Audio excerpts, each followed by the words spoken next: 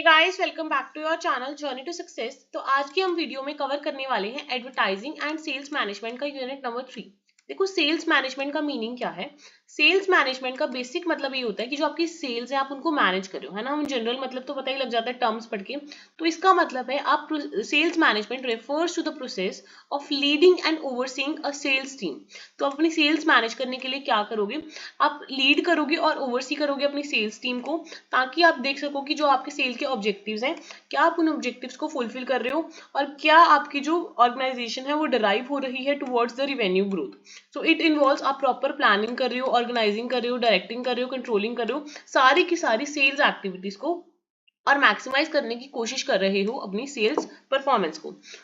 Sales management में क्या क्या चीजें आएंगी। सेल्स प्लानिंग आएगा, सेल्स की टीम को कैसे रिक्रूट करना है, सेल्स की जो टीम है उनका performance measurement, sales forecasting, sales budgeting, sales coaching, sales reporting and analysis, customer relationship management and sales technology and tools. So sales के साथ एसोसिएटेड सारे कंसेप्ट किसका पार्ट होंगे, सेल्स मैनेजमेंट का। कि सेल्स की प्लानिंग, ऑर्गेनाइजिंग, डायरेक्टिंग, कंट्रोलिंग सब कुछ सेल्स मैनेजमेंट का पार्ट है। जैसे आपने मैनेजमेंट का प्रोसेस पढ़ा था ना, ये मैनेजमेंट के प्रोसेस में क्या होता है, planning, organising, directing and controlling ही होता है। सारा का सारा अब स्पेसिफिकली हम किस एक्टिविटी के साथ ओरिएंटेड होकर पढ़ रहे हैं, सेल्स के साथ। सेल्स का सब कुछ करना क्या है, सेल्स मैनेजमेंट है। सेल्स को प्रॉपर्ली कैसे प्लान करना है, कैसे उसके लिए टीम को रिक्रूट करना है, कैसे परफॉर्मेंस मेजर करनी है, उसके लिए कैसे बजट बनाना है, लोगों को कैसे मोटिवेटेड रखना है, रिपोर्ट्स वगैरह बनाना, सेल्स की सारी technology will be the part of sales management. Clear हुआ। नेक्स्ट, फंडामेंटल्स क्या है पर्सनल सेलिंग के। देखो, पर्सनल सेलिंग में यूजुअली क्या होता है, वन टू वन कन्वर्सेशन होती हैं, पर्सन्स खुद जाके प्रोडक्ट्स को सेल करते हैं।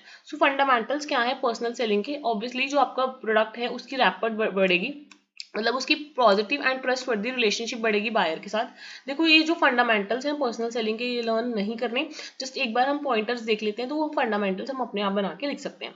Building rapport, understanding customer needs. जब भी पर्सनल सेलिंग करने कोई जाता है सेल्स पर्सन, तो वो समझ पाएगा कि कस्टमर एक्चुअल में क्या चाहता है। प्रोडक्ट नॉलेज अच्छे से हम दे पाते हैं कस्टमर को, प्रोडक्ट के बारे में अच्छे से, उसके features, benefits, advantages, competitive advantages सब हम कस्टमर को बता पाते हैं। इफेक्टिव कम्युनिकेट कर पाते हैं क्योंकि वन ऑन वन कन्वर्सेशन होती है। क्लियरली हम अपने व्यू पॉइंट्स कस्टमर तक रख पाते हैं। बाकी ये डिपेंड करता है कि इंडिविजुअल की प्रेजेंटेशन स्किल्स कैसी हैं, क्योंकि सेल्स प्रेजेंटेशन की स्किल्स हर बंदे की अलग अलग होती हैं। अगर फॉर एग्जाम्पल कोई बंदे को कोई ऑब्जेक्शन या कोई डाउट आया जब आप समझा रहे हो, तो वो तुरंत आपको क्वेश्चन पूछ के अपने डाउट्स क्लियर कर पाते हैं। वो सेल्स पर्सन की नेगोशिएशन स्किल्स कैसी हैं, क्लोजिंग द स्किल्स। एंड में क्या होता है, जब दोनों ने पूरी कन्वर्सेशन कर ली, ये डिपेंड करता है कि कस्टमर परचेज करेगा भी या नहीं। क्लोजिंग द सेल करना सेल्स पर्सन के लिए बहुत ज्यादा जरूरी हो जाता है। एक अच्छी रिलेशनशिप बनाना कस्टमर के साथ कि हम आपको एक्सीलेंट सर्विसेज प्रोवाइड करेंगे, ये सब बहुत जरूरी है। और follow up and after sale services provide करना भी बहुत ज्यादा जरूरी है after the personal selling. Fundamentals क्या है पर्सनल सेलिंग के, building rapport, understanding customer needs, product की नॉलेज होना, इफेक्टिव कम्युनिकेशन करना, अच्छी presentation skills and negotiation skills होना। अगर कोई कस्टमर को डाउट आ रहा है, आप उसके ऑब्जेक्शन तभी के तभी ओवरकम कर रहे हो। क्लोजिंग सेल्स करना बहुत ज्यादा इंपॉर्टेंट है। एंड रिलेशन बना के रखना कस्टमर के साथ, वो भी बहुत ज्यादा इंपॉर्टेंट है। And after cell and follow up लेना भी जरूरी है जब हमने सेल कर दी। नेक्स्ट हमारा टॉपिक है नेचर क्या है और इम्पोर्टेंस क्या है पर्सनल सेलिंग की। कि जब हम सेलिंग करते हैं या मतलब कोई सामान सेल करते हैं, कोई सर्विस देते हैं, तो उसकी नेचर क्या है और इम्पोर्टेंस क्या है। Nature and importance of selling, ठीक है। सबसे पहले नेचर ऑफ सेलिंग देखते हैं। जो नेचर है सेलिंग का वो क्या है, जब हम सेलिंग करते हैं उसमें ना बहुत सारी इंटरपर्सनल कम्युनिकेशंस इन्वॉल्व होती हैं। मतलब सेलिंग वाले डायरेक्टली इंटरेक्ट करते हैं सेल्स पर्सन के साथ और कस्टमर के साथ। सेलिंग में डायरेक्ट इंटरेक्शन होता है सेल्स पर्सन और कस्टमर का। सेलिंग में हम परसुएट करने की कोशिश करते हैं और इन्फ्लुएंस करने की कोशिश करते हैं, मतलब कन्विंस करने की कोशिश करते हैं कस्टमर को कि वो हमारे प्रोडक्ट या सर्विस की वैल्यू समझे। अगर उसको कोई डाउट है, हमारे से क्वेश्चन अराइज करे और उसको हम प्रोडक्ट सेल कर दें। सेलिंग क्या है, कस्टमर ओरिएंटेड अप्रोच है। सेलिंग बहुत ही ज्यादा डायनामिक है। इस कॉम्पिटिटिव एनवायरनमेंट में सेलिंग बार बार चेंज होती रहती है, इवॉल्व होती रहती है और कॉम्पिटिटिव स्ट्रैटेजी हमें चाहिए अगर हम चाहते हैं हमारे प्रोडक्ट को सेल करना। Nature of selling. इसके बाद इंपॉर्टेंस क्या है सेलिंग की, आपको खुद ही पता है कि अगर हम सेलिंग करेंगे तभी ही कोई भी कंपनी को रिवेन्यू जनरेट होगा, मार्केट एक्सपैंड होगी, कस्टमर सेटिस्फैक्शन बढ़ेगी और लॉयल्टी बढ़ेगी, ब्रांड की जो इमेज है वो बिल्ड होगी, अच्छे से फीडबैक मिल पाएगा और मार्केट के इनसाइट्स मिल पाएंगे। और जब सेलिंग करेंगे तभी इंप्लॉयमेंट अपॉर्चुनिटीज और इकोनॉमिक ग्रोथ होगी। आप इंपॉर्टेंस अपने आप बना सकते हो। इंपॉर्टेंस ऑफ सेलिंग क्या है, revenue generation, market expansion, customer satisfaction, brand building, feedback and market insights, employment and economic growth, ठीक है। अब नेक्स्ट हम बोलते हैं कि पर्सनल सेलिंग का मतलब है कि जो पर्सन है वो डायरेक्टली पोटेंशियल कस्टमर्स के पास जाके सेल कर रहा है। अभी टाइप्स क्या है पर्सनल सेलिंग के, आपको टाइप्स के नाम सबसे पहले लर्न होने चाहिए, तब उसके बाद ही आपको अंदर का जो डिस्क्रिप्शन है आप लर्न करोगे। Personal selling refers to the process of selling products और services by an individual sales person who directly interacts with the potential customers. बहुत सारे टाइप की पर्सनल सेलिंग हो सकती है, बहुत सारे अप्रोचेस हो सकते हैं। कॉमन टाइप्स क्या है पर्सनल सेलिंग के, सबसे पहले हम देख लेते हैं कि कितने टाइप्स हम लर्न करने वाले हैं और उनके क्या क्या नेम है। 10 नेम्स आप लर्न कर सकते हो पर्सनल सेलिंग में। कंसल्टेटिव सेलिंग, रिलेशनशिप सेलिंग, क्या क्या, consultative selling, relationship selling, direct selling, solution selling, inbound selling, outbound selling, cross selling and upselling, retail selling, online selling and team selling. आप ये 10 types of personal selling के नाम याद करके जा सकते हो।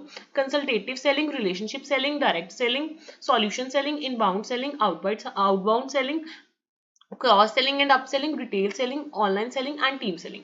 ठीक है, तो अब इनके नाम याद कर लेना। कंसल्टेटिव का मतलब है वो आपको बेसिकली कस्टमाइज सॉल्यूशन दे रही हैं, आपके साथ कंसल्ट कर रही हैं आप, ताकि आपके सेल्स पर्सन आपके कंसल्टेंट की तरह एक्ट कर रहा है। रिलेशनशिप का मतलब है वो कस्टमर्स के साथ स्ट्रॉन्ग रिलेशनशिप बना रहे हैं, रेगुलर कॉन्टैक्ट रख रहे हैं। डायरेक्ट सेलिंग का मतलब है टिपिकली वो 1 to 1 जाके बेच रहे हैं कि ये ले लो, इसमें ये है, कैसे प्रोडक्ट को हैंडल करना है, पूरी की पूरी डेमोन्स्ट्रेशन एंड एक्सप्लेनेशन वो दे के आ रहे हैं। सॉल्यूशन सेलिंग का मतलब है वो किसी भी प्रॉब्लम का आपको सॉल्यूशन दे रहे हैं, आपकी नीड्स को अनकवर करके जो भी आपको चाहिए उस अकॉर्डिंग आपको सॉल्यूशन प्रेजेंट कर रहे हैं। उसके बाद होता है इनबाउंड सेलिंग या आउटबाउंड सेलिंग। इनबाउंड सेलिंग का मतलब है जैसे ऑनलाइन चैनल्स हो गए, उनको पता है वहां पे बहुत सारे लोग एंगेज होते हैं, तो वहां पे इनबाउंड होके वो सेल करते हैं। आउटबाउंड का मतलब है फॉर एग्जांपल वो खुद एफर्ट्स डाल के, कोल्ड कॉलिंग का मतलब जैसे आपने सुना नहीं होगा, बहुत सारे लोग आवाजें मारते हैं कि ये सामान ले लो, ये सामान ले लो, that is an example of outbound selling का पार्ट कोल्ड सेलिंग। या फिर उन्होंने आपको डायरेक्ट मेल कर दी कि ये हमारा प्रोडक्ट है, ये नई अपॉर्चुनिटीज है। क्रॉस सेलिंग का मतलब है उन्होंने पहले ही कोई प्रोडक्ट्स को बेचते थे, बट अभी उन्होंने कॉम्प्लीमेंट्री प्रोडक्ट्स और एक एडिशनल प्रोडक्ट्स बेचना स्टार्ट कर दिया ताकि उनकी कस्टमर परचेज में वैल्यू एडिशन हो पाए। रिटेल सेलिंग का मतलब है कि बेसिकली उनका रिटेल इन्वायरमेंट में उनका कोई आउटलेट वगैरह है। ऑनलाइन मतलब वो ऑनलाइन बेचते हैं। टीम सेलिंग मतलब वो एक ग्रुप में मिलकर काम कर रहे हैं, हर एक मेंबर में कोई ना कोई एक्सपर्टीज है और वो प्रॉपर एक टेलर्ड अप्रोच के साथ काम कर रहा है। सेलिंग क्या क्या हो सकती है, कंसल्टेटिव सेलिंग, रिलेशनशिप सेलिंग, दो याद होगी, कंसल्टेटिव एंड रिलेशनशिप। उसके बाद डायरेक्ट हो सकती है, सॉल्यूशन बेस्ड हो सकती है, इनबाउंड हो सकती है, आउटबाउंड हो सकती है, क्रॉस सेलिंग एंड अपसेलिंग हो सकती है, रिटेल में हो सकती है, ऑनलाइन में हो सकती है और टीम सेलिंग हो सकती है। ठीक है, ये लर्न कर लेना, बहुत ही इजी है, जस्ट एक बार हेडिंग्स थोड़ा सा लर्न करने में 1-2 मिनट लगेंगे, बाकी तो और कुछ भी नहीं है इसमें। ठीक है, next is personal selling, salesmanship और सेल्स मैनेजमेंट में क्या फर्क है। ये 3 कंसेप्ट हैं, पर्सनल सेलिंग, सेल्समैनशिप और सेल्स मैनेजमेंट। देखो 3 कंसेप्ट में से सेल्समैनशिप क्या है, सेल्समैनशिप आपकी एक स्किल सेट है कि आपको कितना सामान बेचना आता है, कि जब भी जब भी कोई भी पर्सन इंडिविजुअल पर्सनल सेलिंग करता है तो वो कैसे इंटरैक्ट करता है। Salesmanship is the skill set and experience that individual sales person employ during the personal selling transactions. Personal selling क्या है, पर्सनल सेलिंग में आप एप्लीकेशन करते हो किसका, सेल्समैन टेक्निक्स का। सेल्समैनशिप एक क्वालिटी है जो आप पर्सनल सेलिंग जब करते हो उस टेक्निक को आप अप्लाई करते हो in the face to face conversation और 1-to-1 सेटिंग। और सेल्स मैनेजमेंट क्या है, सेल्स मैनेजमेंट आपको प्रॉपर गाइडेंस और फ्रेमवर्क प्रोवाइड करता है कि आपको सारी की सारी सेल्स एक्टिविटीज कैसे करनी है। सेल्स मैनेजर सारा काम देखता है, क्या टूल्स चाहिए, क्या ट्रेनिंग चाहिए, क्या रिसोर्सेज चाहिए इन द पर्सनल सेलिंग और कैसे हम टारगेट्स को अचीव कर पाते हैं।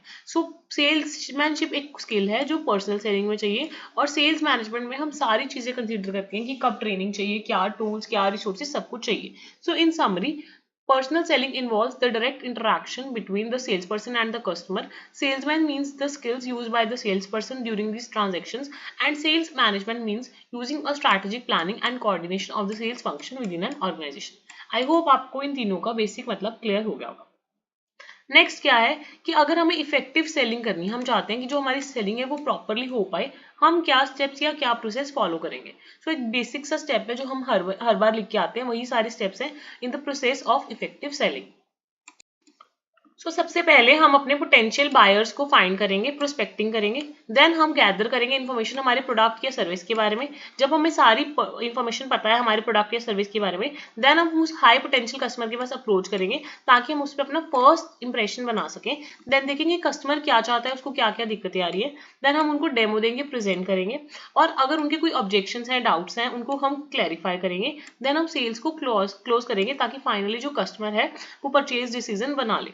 देन हम फॉलो अप लेंगे आफ्टर द सेल्स कि उसको सर्विस सही लग रही है, क्या वो सेटिस्फाइड है या नहीं, ताकि हम कस्टमर के साथ लॉन्ग टर्म रिलेशनशिप बना के रख सकें। उसके बाद उन रिलेशनशिप्स को हम बिल्ड करके रखेंगे और कंटिन्यूसली इवैल्यूएट एंड इंप्रूव करते रहेंगे। सो वही जनरल स्टेप्स हैं फॉर द इफेक्टिव सेलिंग। सबसे पहले हम प्रोस्पेक्टिंग करेंगे, देन हम प्रिपरेशन करेंगे, इन्फॉर्मेशन रिगार्डिंग द प्रोडक्ट और सर्विस, देन कस्टमर को अप्रोच करेंगे, उसकी नीड असेसमेंट करेंगे, डेमो देंगे, उसके ऑब्जेक्शंस को हैंडल करेंगे, क्लोज करेंगे सेल, फॉलो अप लेंगे और कस्टमर के साथ रिलेशनशिप बनाएंगे and continuously monitor, evaluate and improve करते रहेंगे।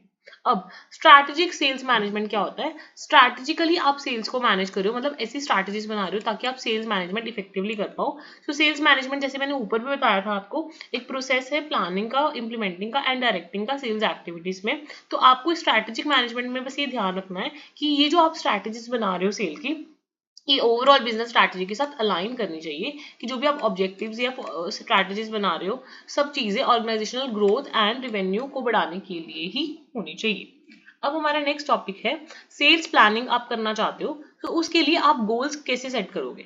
सो आपको हमेशा याद रखना है कि जो भी आप ऑब्जेक्टिव सेटअप कर रहे हो सेल्स प्लानिंग के लिए, वो स्मार्ट होने चाहिए। स्मार्ट एक्रोनिम का मतलब है एस फॉर स्पेसिफिक, कि जो आपके गोल्स है वो स्पेसिफिक होने चाहिए। एम फॉर मेजरेबल, कि हम उन गोल्स को मेजर कर पाए। ए मतलब अटेनेबल कर पाए। R for relevant and T for time out, एक स्पेसिफिक टाइम पीरियड होना चाहिए कि आपको इतने टाइम पीरियड में ये गोल अचीव करना है। सो सेल्स प्लानिंग में सेटिंग पर्सनल, हर एक पर्सन के जो गोल्स एंड ऑब्जेक्टिव्स हैं उनको सेट करना बहुत ज्यादा जरूरी है। And goal should be smart, specific, measurable, attainable, relevant and time bound. So for example, अगर आपने सोचा है कि आपको सेल्स वॉल्यूम बढ़ानी है, तो आपको क्लियरली पता होना चाहिए कि आपको 10% तक बढ़ानी है नेक्स्ट क्वार्टर में। मतलब आपका जो ये देखो, ये मेजरेबल भी है, स्पेसिफिक भी है, अटेनेबल भी होना चाहिए। ये नहीं कि आपने ऐसे ही बोल दिया अटेनेबल हो ही ना, रेलिवेंट होना चाहिए और मेजरेबल भी है। उसके बाद अगर आपको नए कस्टमर्स एक्वायर करने हैं, तो आपको क्लियर होना चाहिए कि आपको इतने टाइम में इतने कस्टमर्स एक्वायर करने हैं।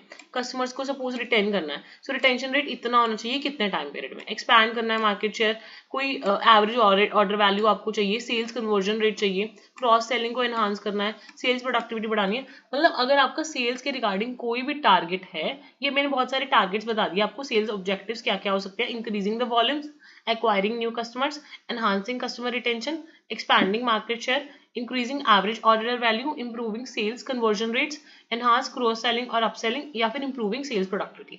So ये जो आपके goals हैं, ये आपके objectives हैं पर्सनल सेलिंग के, ये क्या होने चाहिए? स्मार्ट, मतलब specific, measurable, attainable, relevant and time bound. उसके अलावा आपको स्ट्रेंथन करनी है सेल्स वालों की स्किल्स, कैसे करनी है, और कस्टमर सेटिस्फैक्शन को बढ़ाना है। ठीक है, तो ये सारी चीजें आपको क्लियर होनी चाहिए। उसके बाद हमारा इंपॉर्टेंट टॉपिक आ जाता है market analysis and sales forecasting. आपको मार्केट को क्या करना है? एनालाइज करना है, और सेल्स को क्या करना है? फोरकास्ट करना है। सो मार्केट एनालिसिस का मतलब है कि आप मार्केट को प्रॉपर्ली प्रिडिक्ट कर रहे हो, क्या क्या टारगेट मार्केट ट्रेंड्स हैं। So market analysis involves gathering data about the target market, industry trends, competition and customer behaviour. कि आप पूरी की पूरी मार्केट को एनालाइज करके सारे के सारे इंडस्ट्री के ट्रेंड्स फाइंड आउट कर रहे हो, कंपटीशन फाइंड आउट कर रहे हो, कस्टमर का बिहेवियर फाइंड आउट कर रहे हो एंड टारगेट मार्केट के बारे में पता कर रहे हो। So it helps the sales manager to gain insights into the market dynamics, customer demographics, buying patterns and competitive landscape. तो क्या की कंपोनेंट्स हैं मार्केट एनालिसिस के? सो ये की कंपोनेंट्स की जो हेडिंग्स हैं, यहाँ पे मैंने टोटल 5 हेडिंग्स मेंशन करी हैं, आप ये लर्न करके जा सकते हो। आपको मार्केट साइज एंड ग्रोथ देखनी है, मार्केट सेगमेंटेशन देखनी है, कॉम्पिटिटिव एनालिसिस करनी है, मतलब कॉम्पिटिटर की स्ट्रेंथ्स एंड वीकनेसेस देखनी है एंड उस अकॉर्डिंग स्ट्रैटेजीज को फ्रेम करना है, कस्टमर एनालिसिस करनी है, और जितने भी एक्सटर्नल फैक्टर्स हैं, बेशक वो टेक्नोलॉजी हो गया, इकोनॉमिक चेंजेस हो गए, रेगुलेटरी चेंजेस हो गए, या फिर सोशल ट्रेंड्स हो गए, वो सारे आप मार्केट एनालिसिस में देखोगे। सो क्या की कंपोनेंट्स है मार्केट एनालिसिस के? Market size and growth, market segmentation, competitive analysis, customer analysis and external factors.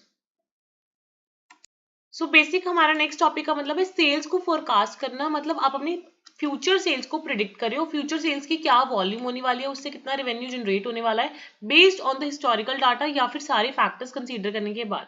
सो आपको पहले ही आइडिया लगाना चाहिए कंपनी में कि आपकी जो सेल्स है वो कितनी होने वाली है फ्यूचर में। So sales forecasting means estimating the और predicting the future sales of the company, और उसमें सेल्स वॉल्यूम भी आएंगे और सेल्स रेवेन्यू भी आएंगे। फॉर एग्जाम्पल, अभी किसी भी कंपनी को अपनी सेल्स को फोरकास्ट करना है, वो क्या क्या स्टेप्स करेगी? सबसे पहले वो डाटा को एनालाइज करेगी, मार्केट का पोटेंशियल असेसमेंट देखेगी, करेगी, सेल्स की प्रोजेक्शंस करेगी, सिनेरियो प्लानिंग करेगी एंड रिव्यू एंड एडजस्टमेंट्स करेगी। सो आप ये स्किप भी कर सकते हो क्योंकि ये पॉइंट्स आप खुद ने अपने आप बना के आ सकते हो। सो सेल्स फोरकास्टिंग के क्या स्टेप्स हैं? Data analysis, potential assessment, sales projection, scenario planning and review and adjustment.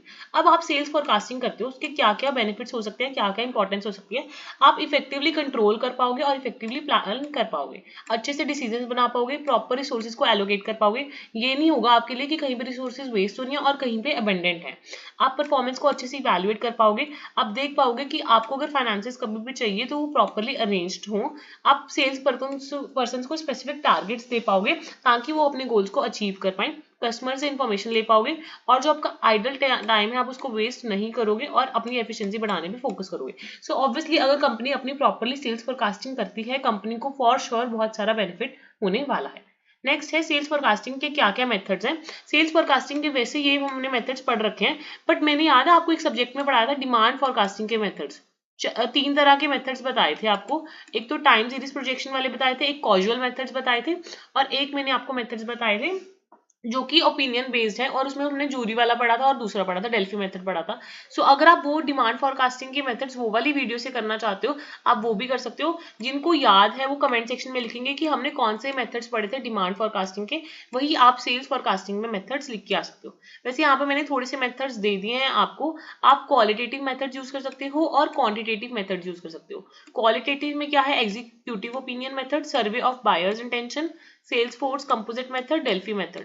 और क्वांटिटेटिव में है time series analysis, regression analysis, market test method, stimulation method, projection of based sales method. So आप ये भी याद कर सकते हो, ये बिल्कुल इजी है, इसको याद इसलिए कर लेना क्योंकि इन केस आपको सेल्स फोरकास्टिंग आ जाता है तो आप मेथड्स लिख के इजीली स्कोर कर सकते हो। सो एक बार हम दोबारा रीड कर लेते हैं ये वाले मेथड्स। मेथड्स क्या हैं सेल्स फोरकास्टिंग के? क्वालिटेटिव मेथड्स होते हैं और क्वांटिटेटिव मेथड्स होते हैं। जो क्वालिटेटिव मेथड्स होते हैं यहाँ पे हमारे पास 4 हैं, executive opinion, survey of buyers intention, sales force composite method and Delphi method.